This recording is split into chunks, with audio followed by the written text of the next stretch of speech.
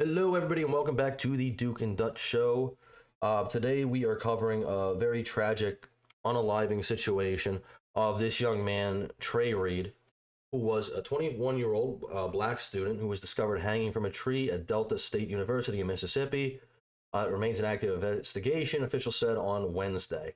Now, normally, this is a story that probably wouldn't get too much attention, but it's kind of been galvanized and kind of like pushed to the extreme by Black Twitter, who are claiming that this must be, a racial hate crime, even though there's not any evidence of that yet. Regardless, obviously, young man, 21 years old, lost his life, and that's tragic. I can definitely admit that. But what it seems like that they want to, a lot of people on Black Twitter seem to want to make this into a, race war type of thing. And as far as everything we know, it could change. But as far as we know so far, without any evidence, they're trying to call foul play, and it's just it doesn't seem like it doesn't seem like any reason to believe that. I mean, yeah, it doesn't seem like it's there at this point. They're now working with the FBI and tell us this morning that they can only say so much, but are trying to make clear to the public that the tragic death of Delta State University student Trey Reed did not involve any foul play. Trey, as he's known, is the young black man who was found hanging from a campus tree on Monday morning. We recognize that this is not... Which obviously is terrible. This young man must have been, going through something pretty heavy. And, it's like, stuff going on. Thoughts and prayers to, his family and his friends and everybody else in this trying time, because it's never easy to lose a loved one. No matter what the reason is. It's about emotions and it's about feelings, and the way this loss and how it was discovered affects people's lives. Yep. Reed's family is having trouble believing authorities, saying that he was happy and excited about college. They're demanding to see video of his final moments that police say they have. There's video out there, and we can't speak to that at this point. It's still an ongoing investigation. According to an early report from the county court. So they actually say they have video of the incident. Obviously, they're not going to release that to the public. Hopefully, I would think they're going to let I would think they're going to let the family see it, though, just so they have closure. Exactly, no doubt. Yeah. The student didn't suffer any less. Although, I don't know. That's a tough situation. I guess if you're the family, I guess you kind of have to watch it, but I would want to know. It's got to be. It's got to be terrible, man. Like, it's not something you want to see, but I would. That's got to be such an awful situation. But I guess no doubt to know what happened to my loved one. I would. Yeah, I guess you kind of have to. I guess, but yeah, that's got to be rough. Lacerations, contusions, compound fractures, broken bones, or injuries consistent with an assault. Lawyers for the family are now calling for an independent autopsy and a more thorough investigation. Which is their right to do. Saying that Trey's family deserves answers they can trust. We cannot accept rushed conclusions when the stakes are this high. Many students and faculty don't know what to think. Again, I mean, I can see this from both points of view. I can see the family having a hard time accepting this and being like, well, I don't think this is right. I knew my kid, or I knew my, brother or my friend. My son would never do this. Yeah, exactly. So ideology. But then again, if they say they have video evidence, I mean, talking about rushing though, they're rushing to judgment in the other way though. It's at the same time, it's like, wait, hold on, why do you automatically scream foul play if nothing's pointing to foul play? Well, I mean, it's again, as we talked about, having a loved one in that situation, I would understand. It's a family going through, grief, not expecting this loss, and then.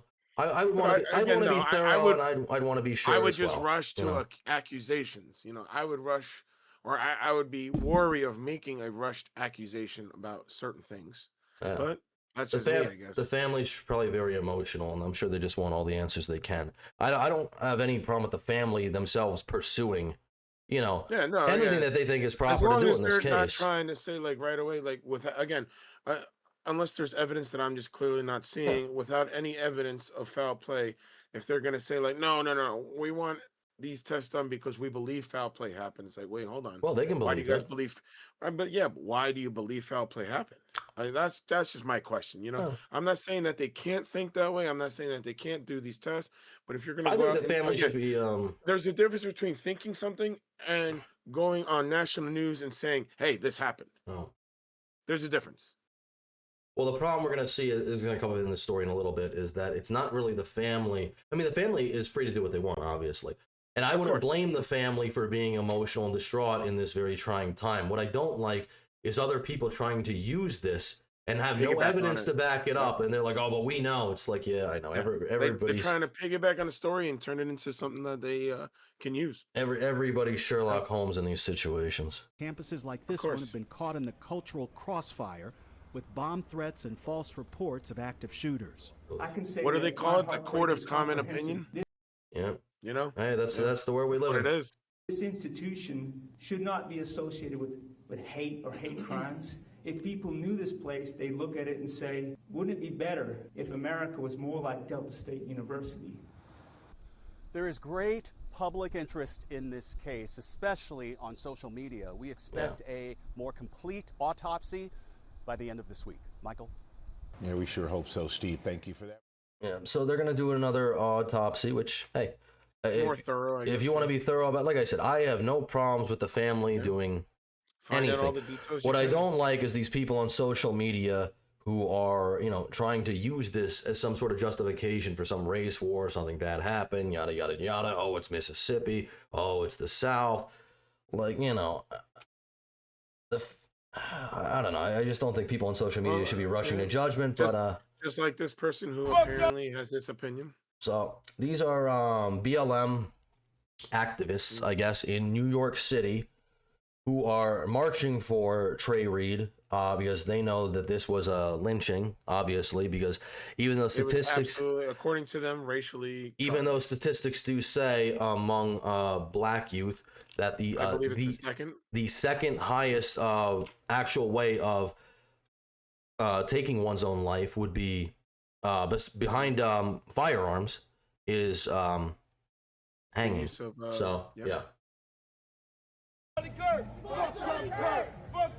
And obviously they gotta hate. I didn't even know BLM was still around. I thought the by large mansions people had already. Was it already ousted as fraud? Well, the original Patrice Cullins, I think her name was. Yeah, she stepped down after she bought large mansions. That's what BLM stands for, by large mansions. Fuck Charlie Kirk! Fuck Charlie Kirk! Fuck Charlie Kirk! And of course it has to do with Charlie Kirk. Yeah.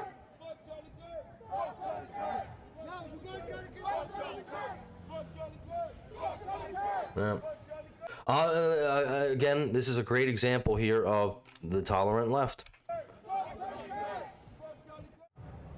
Fuck Charlie Kirk. Yeah, we got it. Fuck Charlie Kirk. Fuck Charlie Kirk. He was a racist. He was not a racist. He was a racist. No, he wasn't. He was hateful. He was hateful. I mean, I could see that from a certain point of view if you didn't identify with politics. Okay, yeah, I could see that. But, like, you see right here, justice for Trey Reed is in the back because that's black men are still being lynched. So BLM claims. But BLM would never racially grift off of anything, as far as I know. They are always very good faith. So... He was never like Martin Luther King. He was never like Martin Luther King. Well, we'll see, won't we? Nothing at all. Nothing at all. Nothing at all.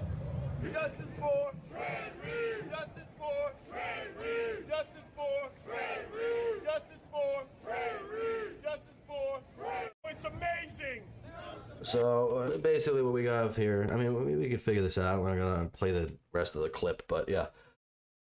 BLM, or a chapter of BLM in New York, has been very adamant that this could not be anything other than somebody racially going after a black man. How they know this with all their infinite wisdom, I guess, I'm not sure, but clearly it all ties to Charlie Kirk, according to them.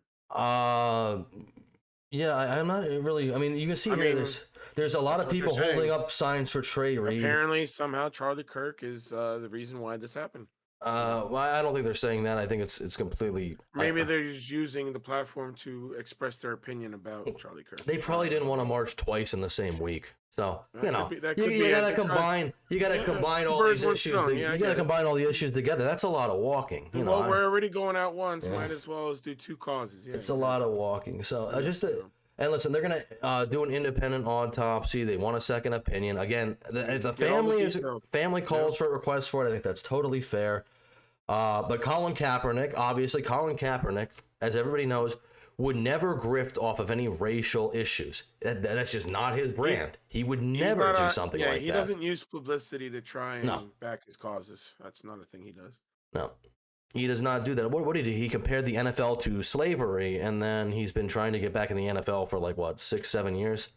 Yeah. What was he, like a third string quarterback or something? I don't think he was very good. He started for like half a season.